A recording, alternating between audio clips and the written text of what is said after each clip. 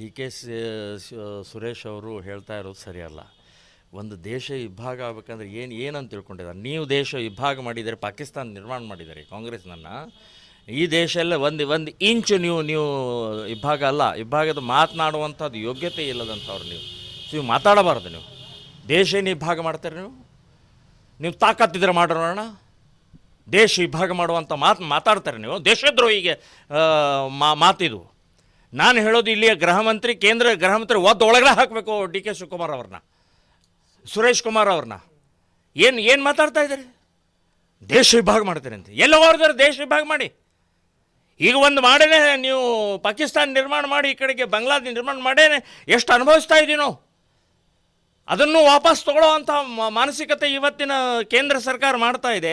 ಅದನ್ನು ಬಿಟ್ಟು ದೇಶ ವಿಭಾಗ ಮಾಡ್ತೀವಿ ಅಂತನ್ನುವಂಥ ಈ ಮಾತನ್ನು ನೀವು ವಾಪಸ್ ತೊಗೊಂಡು ದೇಶದ ಕ್ಷಮೆ ಕೇಳಬೇಕು ಅಂತನ್ನುವಂಥದ್ದು ನಾನು ಡಿ ಕೆ ಸುರೇಶ್ ಕುಮಾರ್ ಅವ್ರಿಗೆ ಹೇಳ್ತಾ ಇದ್ದೇನೆ.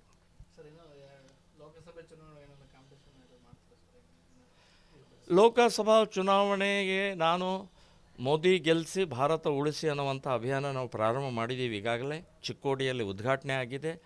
ಮಾನ್ಯ ಈಶ್ವರಪ್ಪನವರು ಬಂದು ಉದ್ಘಾಟನೆ ಮಾಡಿದರು. ಸೊ ಎಲ್ಲ ಕಾನ್ಸ್ಟಿಟ್ಯೂನ್ಸಿಯಲ್ಲಿ ಒಂದು ಕಡೆಗೆ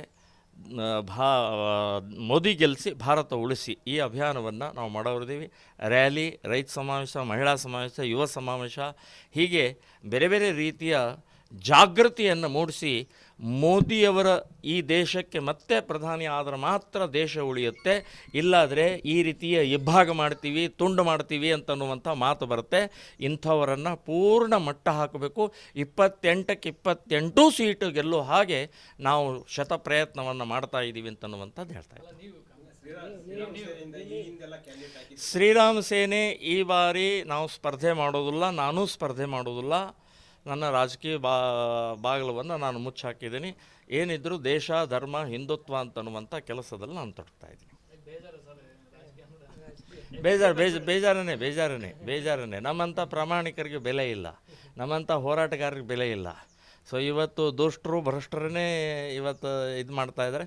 ಆದರೆ ಕೇಂದ್ರ ಸರ್ಕಾರದಲ್ಲಿ ಇವತ್ತು ನಮಗೆ ಮೋದಿ ಬೇಕು. ಸೊ ಮೋದಿಯವರು ಗೆಲ್ಲಿಸೋ ಸಲುವಾಗಿ ನಮ್ಮ ಪ್ರಯತ್ನವನ್ನು ಮಾಡ್ತೀವಿ. ಇಲ್ಲ, ಬಟ್ ಟೋಟಲ್ ರಾಜಕೀಯದವರು ನಮಗೆ ದೂರ ತಳ್ತಾ ಇದ್ದಾರೆ. ಎಸ್ ಸರ್, ಥ್ಯಾಂಕ್ ಯು, ಧನ್ಯವಾದ. ಯಾವುದು ಅಲ್ಲ, ಅದು ಕೆರಗೋಡದ ಪ್ರಕ್ರಿಯೆ. ಅದು ಕೆರಗೋಡದ ಏನೇನು ಆಯಿತು ಅದರ ಪ್ರಕ್ರಿಯೆಗಳು ಶಿವಾಜಿನಗರ ಬೆಂಗಳೂರಿನಲ್ಲೂ ಒಂದು ಹಸಿರು ಧ್ವಜವನ್ನು ತೆಗೆದುಹಾಕಿದ್ದಾರೆ. ಆಮೇಲೆ ಭಟ್ಕಳದಲ್ಲಿರುವಂಥ ಕೇಸರಿ ಧ್ವಜ ಮತ್ತು ಸಾವರ್ಕರ್ ಒಂದು ಸರ್ಕಲನ್ನು ತೆಗೆದುಹಾಕಿದ್ದು ಮತ್ತೆ ಪುನಃ ಅಲ್ಲಿ ನಿಲ್ಲಿಸಿದ್ದಾರೆ. ಈಗ ಕೋಲಾರ್ನಲ್ಲಿ ಒಂದು ಟವರು ಅದು ಹಸಿರದಿಂದ ತುಂಬಿತ್ತು, ಅಲ್ಲಿ ಈಗ ರಾಷ್ಟ್ರಧ್ವಜವನ್ನು ಹಾರಿಸಿದ್ದಾರೆ. ಆಮೇಲೆ ಅಲ್ಲಿ ಇನ್ನೂವರೆಗೆ ಅದು ಸರ್ಕಾರದ್ದೇ ಜಾಗ, ಸರ್ಕಾರದ್ದೇ ಸರ್ಕಲ್ಲು, ಸರ್ಕಾರದ್ದೇ ಟವರ್. ಅದು ಭಾಳ ವರ್ಷದಿಂದ ಇದ್ದಂಥ ಟವರ್. ಅಲ್ಲಿ ಇನ್ನೂವರೆಗೆ ಕೂಡ ಹಸಿರು ಬಾವುಟವನ್ನು ಸುತ್ತಿದಂಥದ್ದಿದೆ. ಅದನ್ನೂ ಕೂಡ ತೆಗಿಬೇಕು ಅಂತನ್ನುವಂಥ ಸರ್ಕಾರಕ್ಕೆ ಹೇಳ್ತೀನಿ. ಸಾಕಷ್ಟು ಇದ್ದಾವೆ ಇನ್ನೂ ಕರ್ನಾಟಕದಲ್ಲಿ. ನಾವು ಇನ್ನೆಲ್ಲ ಅದಕ್ಕೆ ಸರ್ವೆ ಮಾಡ್ತಾಯಿದ್ದೀವಿ. ಎಲ್ಲೆಲ್ಲಿ ಸರ್ಕಾರಿ ಕಂಬ, ಸರ್ಕಾರಿ ಸರ್ಕಲ್ನಲ್ಲಿ ಹಸಿರು ಬಾವುಟ ಹಾರಿಸಿದ್ದಾರೆ ಎಲ್ಲವನ್ನೂ ತೆಗಿಬೇಕು ಅಂತನ್ನುವಂಥದ್ದು ನಾವು ಹೇಳ್ತೀವಿ.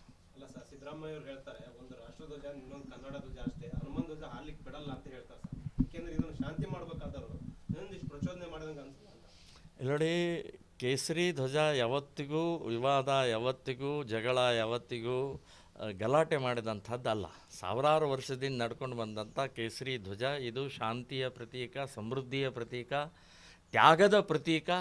ಸೊ ಇಂಥ ಧ್ವಜ ಇವತ್ತು ಇಡೀ ನಮ್ಮ ಎಲ್ಲ ದೇವಸ್ಥಾನಗಳ ಮೇಲೆ, ಕೋಟೆಗಳ ಮೇಲೆ, ನಮ್ಮೆಲ್ಲ ರಾಜ ಮಹಾರಾಜರ ಕೈಯಲ್ಲಿ ಅದನ್ನು ಯುದ್ಧದಲ್ಲಿ ತೊಗೊಂಡು ಹೋದಂಥದ್ದು ಶೌರ್ಯದ ಪ್ರತೀಕವಾದಂಥ ಧ್ವಜ ಇದೆ. ಇದು ಎಂದೂ ಯಾವತ್ತಿಗೂ ಕೂಡ ಯಾವುದೇ ರೀತಿಯ ವಿವಾದಕ್ಕೆ ಈಡು ಮಾಡಿಲ್ಲ. ನೀವು ಮಾಡ್ತಾಯಿದ್ರಿ. ಒಂದು ಕೆರಗೋಡು ಅಂತ ಒಂದು ಸಣ್ಣ ಗ್ರಾಮದಲ್ಲಿ ಹಾರಿಸಿದರೆ ಯಾರಿಗೆ ತೊಂದರೆ ರೀ? ಯಾರಿಗೆ ತೊಂದರೆ? ಏನಾಗಿತ್ತು ನಿಮಗೆ ಕೇಸರಿ ಕಂಡ್ರೆ ಆಗೋದಿಲ್ಲ, ಹಿಂದುತ್ವ ಕಂಡ್ರೆ ಆಗೋದಿಲ್ಲ, ಹಿಂದೂಗಳ ಕಂಡ್ರೆ ಆಗೋದಿಲ್ಲ ಅನ್ನೋ ಅಂಥದ್ದು ಇನ್ನೂ ಮೇಲಿಂದ ಮೇಲೆ ಸಿದ್ಧ ಮಾಡ್ತಾ ಇದ್ದೀರಿ ನೀವು. ಬರೇ ಮುಸ್ಲಿಮರು ಓಟಿಗೋಸ್ಕರ ಜೊಲ್ಲೆ ಸುರಿಸ್ಕೊಂಡು ನೀವು ಅಧಿಕಾರವನ್ನು ಗಟ್ಟಿ ಹಿಡ್ಕೊಳ್ಬೇಕನ್ನೋದೇ ಒಂದು ಮಾರ್ಗ ಅಷ್ಟೇ ವಿನಃ ದೇಶ, ಧರ್ಮ, ಹಿಂದುತ್ವ, ಕೇಸರಿ ಬಣ್ಣಗೆ ಒಂದು ಮಹತ್ವ ಕೊಡೋದು, ಕೇಸರಿ ಕುಂಕುಮ ಹಚ್ಕೊಳ್ಳೋದಿಲ್ಲ, ನೀವು ಕೆಂಪು ಕುಂಕುಮ ಹಚ್ಕೊಳ್ಳೋದಿಲ್ಲ, ಕೇಸರಿ ಪೇಟ ಹಚ್ಕೊಳ್ಳೋದಿಲ್ಲ, ಇದೇ ಹೇಳುತ್ತೆ. ಇದೇ ಹೇಳುತ್ತೆ ನೀವು ಹಿಂದೂ ವಿರೋಧಿ, ಕೇಸರಿ ವಿರೋಧಿ, ಧರ್ಮದ್ರೋಹಿಗಳು ಅಂತನ್ನುವಂಥದ್ದು ಇದೇ ಹೇಳುತ್ತೆ. ಸೊ ಈ ಹಿನ್ನೆಲೆಯಲ್ಲಿ ನೀವು ಮಾಡ್ತಾ ಇರುವಂಥ ಕೃತ್ಯ ಸರಿಯಲ್ಲ, ನಿಮ್ಮನ್ನು ಸರ್ವನಾಶ ಮಾಡುತ್ತೆ ಅಂತನ್ನುವಂಥದ್ದು ಹೇಳ್ತಾ ಮಹಾಭಾರತದ ಒಂದು ದ್ರೌಪದಿಯನ್ನು ಅತ್ಯಂತ ಅಸಭ್ಯವಾಗಿ, ಅಶ್ಲೀಲವಾಗಿ, ಕೆಟ್ಟದಾಗಿ ಬಿಂಬಿಸಿ ಒಂದು ವಾಟ್ಸಪ್ನಲ್ಲಿ, ಫೇಸ್ಬುಕ್ನಲ್ಲಿ ಹಾಕಿದಂಥ ಜಾಸ್ಮಿನ್ ಭಾನು ಅನ್ನುವಂಥ ದಾವಣಗೆರೆಯ ಒಬ್ಬ ಮಹಿಳೆಯ ವಿರುದ್ಧ ಶ್ರೀರಾಮ್ ಸೇನೆ ಸಂಘಟನೆ ನಾವು ಕಂಪ್ಲೇಂಟ್ ಕೊಟ್ಟಿದ್ದೀವಿ. ಇವತ್ತು ಅಂದರೆ ಹೆಚ್ಚು ಕಡಿಮೆ ಒಂದು ತಿಂಗಳ ನಂತರ ಇವತ್ತು ಬಂಧನ ಮಾಡಿದ್ದಾರೆ ಅಂತ ಗೊತ್ತಾಗಿದೆ. ಸೊ ಬರೇ ಬಂಧನ ಮಾಡಿ ಎನ್ಕ್ವೈರಿ ಮಾಡಿ ಬಿಡೋದಲ್ಲ, ಅವಳನ್ನು ಜೈಲಿಗೆ ಹಾಕಬೇಕು. ನಾವು ಅದರ ವಿರುದ್ಧ ಸಾಕ್ಷಿ ಸಹಿತ ಅವು ಮಾಡಿದಂಥ ಕೃತ್ಯಕ್ಕೆ ಅವ್ರು ಜೈಲಿನಲ್ಲೇ ಕೊಳಿಬೇಕು.